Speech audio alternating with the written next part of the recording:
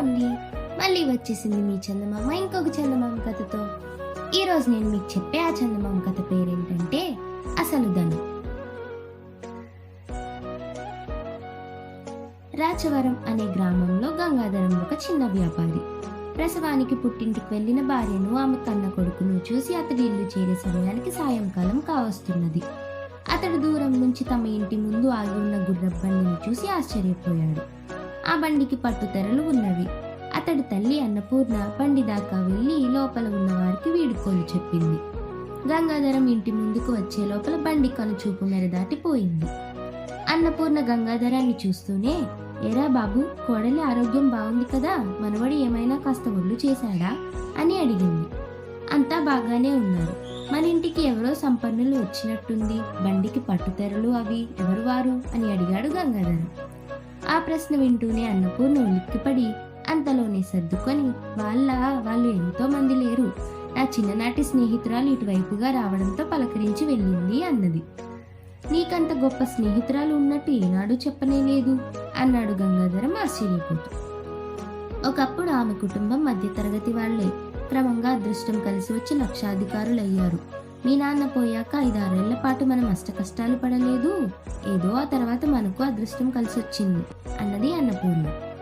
గంగాధరానికి 8 ఏళ్ల వయసులో తండ్రి పోయాడు. వాళ్ళు గుడిసె చుట్టూ ఉన్న స్థలంలో కొబ్బరి చెట్లు ఉండేవి. గంగాధరం కొబ్బరి బొండాలు తోపుడు బండిలో పెట్టుకొని వీధి వీధికి తిరిగి అమ్మేవాడు. తల్లి 4-5 ఇళ్లలో పాచి పని చేసేది. గంగాధరం చిన్నతనం నుంచి తల్లికి చేదోడు బాదోడిగా ఉంటూ ఈనాటికి ఒక మంచి ఇల్లు కట్టుకోగలిగాడు. అతడు పెరట్లోని బావి దగ్గరికి వెళ్ళి కాళ్ళు కడుక్కొని తిరిగి వచ్చి తల్లిని, ఇంతకు నువ్వు నీ చిన్ననాటి స్నేహితురాలు ఏం కబుర్లు చెప్పుకున్నారేంటి అని అడిగాడు నవ్వుతూ. ఆవిడ ఊసుకొని కబుర్లాడేందుకేం రాలేదు. ఆవిడ ఒక్కగానొక్క కొడుకు పెళ్లి ఒక వారం రోజుల్లో జరగబోతున్నది.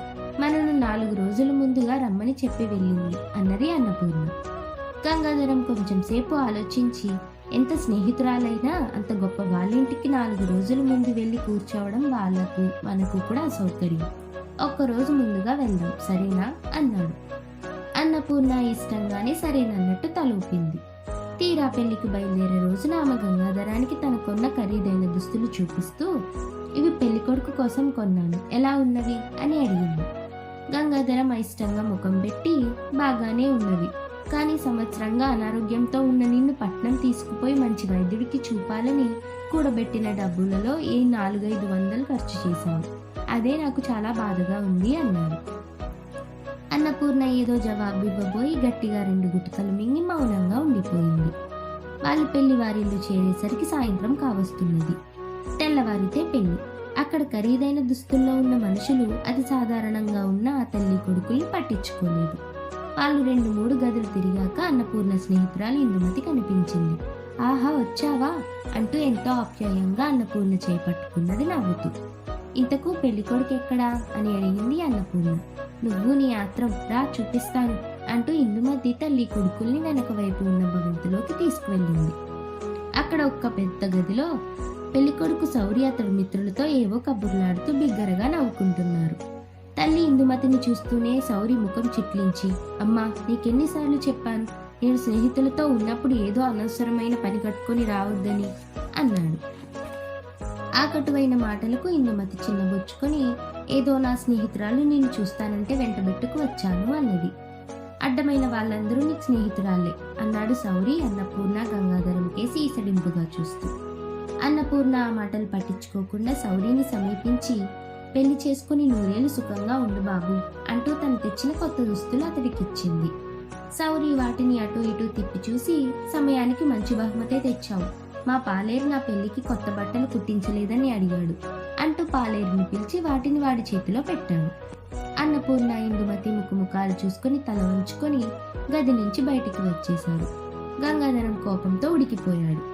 పెళ్లి 2 వీధుల అవతల ఉన్న రాజభవనం లాంటి ఆడపెళ్లి వారింట్లో ఘనంగా జరిగింది.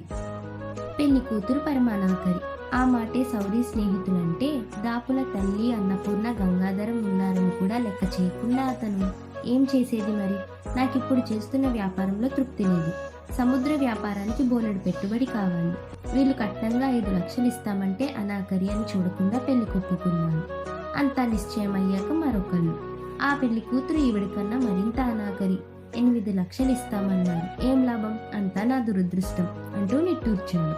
ఇది విని గంగాధరం నిర్ఘాంతపోయాడు. అన్నపూర్ణ కళ్ళ నీళ్లు పెట్టుకున్నది. తర్వాత ఇద్దరు బాడుగు బండిలో ఇంటికి తిరిగి ప్రయాణమయ్యారు. తల్లి ఎక్కడా లేని విచారంతో మధ్య మధ్య పైట చెంగుతో కళ్ళు తుడుచుకోవడం గమనిస్తున్న గంగాధరం ఇక ఉండబట్టలేక, అమ్మా, సౌరి అవమానకరంగా ప్రవర్తించిన తీరు ఇంకా నిన్ను బాధిస్తూనే ఉన్నదా? ఏం చేస్తాం, వాడు పొగరబోతు, ఇక ఊరుకో అన్నాడు. ఆ సౌరి ఎవరనుకుంటున్నావు అన్నది అన్నపూర్ణ వచ్చే దుఃఖాన్ని ఆపుకుంటూ. ఆ ప్రశ్నకు గంగాధరం ఆశ్చర్యపోయి, నువ్వే చెప్పావు కదా నీ స్నేహితురాలు ఇందుమతి కొడుకని అన్నాడు. కాదు, నీ తమ్ముడు అని అన్నపూర్ణ కొంచెం ఆగి, ఇన్నేళ్లుగా నా మనసులోనే దాచుకున్న ఆ రహస్యానికి ఇప్పుడు నీకు చెప్పక తప్పదు అంటూ గంగాధరానికి చెప్పింది. భర్త పోయిన కొత్తలో అన్నపూర్ణ ఇరుగు పొరుగు ఇళ్లలో దొరికిన పని ఏదో ఒకటి చేస్తూ ఉండేది. అప్పుడు గంగాధరానికి 8 ఏళ్లు. అతడు వీధిలో కొబ్బరి బొండాలు అమ్ముతూ ఉండేవాడు. అతడి తమ్ముడైన సౌరికి 2 ఏళ్ల వయసు. ఒకనాటి మిట్ట మధ్యాహ్నం వేళ ఇందుమతి బాడుగు బండిలో తన ఊరికి తిరిగిపోతూ వడదెబ్బ తిన్నది. ఆమెకు స్పృహ తప్పడం చూసి బండివాడు కంగారుపడి బండిని అన్నపూర్ణ వాళ్ళ గుడిసె ముందు ఆపాడు. అప్పుడే ఇంటికి తిరిగి వస్తున్న గంగాధరం చప్పున ఒక కొబ్బరి బోండం కొట్టి ఇందుమతి ముఖం మీద చల్లి మరొక బోండం నీళ్లు ఆమె చేత తాగించాడు. సాయంత్రం దాకా వాళ్ళ గుడిసెలో విశ్రాంతి తీసుకున్నాక ఇందుమతి కోలుకున్నది. ఆమె కళ్ళకు 8 ఏళ్ల గంగాధరం దేవుడిలా కనిపించాడు. వెళ్లే ముందు ఇందుమతి అన్నపూర్ణను పక్కకు పిలిచి, నీ కొడుకు ఈ రోజు నా ప్రాణం కాపాడాడు. మాకు పిల్లలు లేరు, ఎవరినైనా దత్తత తీసుకోవాలనుకుంటున్నా. నీకు అభ్యంతరం లేకపోతే గంగాధరాన్ని నేనే పెంచుకుంటాను. బాగా ఆలోచించుకొని ఏ సంగతి 4 రోజుల్లో వచ్చి నాకు చెప్పు అని తన పేరు ఊరు ఉన్న ఒక చిన్న చిరునామా కాగితాన్ని ఆమె చేతిలో పెట్టింది. గంగాధరం ఎదిగాడు. తనకు చేదోడు వాదోడుగా ఉన్నాడు. వాడిని దత్తతకిస్తే తన కష్టం మరింత పెరుగుతుంది. చిన్నవాడు సౌరి పోషణ తనకు కష్టంగా ఉంది. ఇష్టం లేకపోయినా వాడిని ఇచ్చేస్తే వాడి భవిష్యత్తు బాగుంటుంది.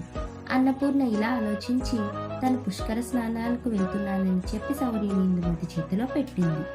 ఇది బాగానే ఉంది. వీడికి బాల్యం గుర్తుండదు. మా పిల్లవాడేనని అనుకుంటాడు. అయితే ఒకటి, మళ్ళీ జన్మలో నువ్వు ఈ గడప తొక్కకూడదు, తెలిసిందా అంటూ ఇందుమతి 10,000 రూపాయలు అన్నపూర్ణకు ఇవ్వబోయింది. అన్నపూర్ణ డబ్బులు తీసుకోకుండా, నేను నా కొడుకును అమ్ముకోవడం లేదు. వాడి భవిష్యత్తు కోసం మనసు రాయి చేసుకుని త్యాగం చేస్తున్నాను. కనీసం వాడి పెళ్లి రోజునైనా నన్ను పిలిస్తే తల్లిగా 4 అక్షింతలు చల్లి వెళ్తాను అని చెప్పి ఇంటికి వచ్చేసింది.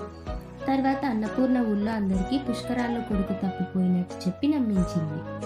ఇదంతా చెప్పి ఆమె, నిజానికి ఆ సౌరి వైభోగమంతా నీది కావాల్సింది. ఆ ఇందుమతి ముందు నిన్నే దత్తు చేసుకుంటానన్నది అంటూ విచారపడింది. గంగాధరం నవ్వి, అమ్మా, లోకంలో సుఖంగా తృప్తిగా బతకడానికి డబ్బొక్కటే కాదు ముఖ్యం. ఎంత ఆస్తి ఉన్నా తమ్ముడు సౌరికి తృప్తి లేదు. కట్నం ఆశించి కురూపిని భార్యగా తెచ్చుకున్నందుకు బాధ, మరింత కట్నం తెచ్చి అమ్మాయిని చేసుకోలేనందుకు నిరాశ. ఇందువల్ల తమ్ముడికి లేని అసలు ధనం తృప్తి అనేది నాకు పుష్కలంగా ఉంది అన్నాడు. ఆ జవాబుతో తల మీద నుంచి కొండంత బరువు దింపుకున్నట్టుగా ఆనందపడింది అన్నపూర్ణ. అలా కథ కంచికి మనం ఇంటికి.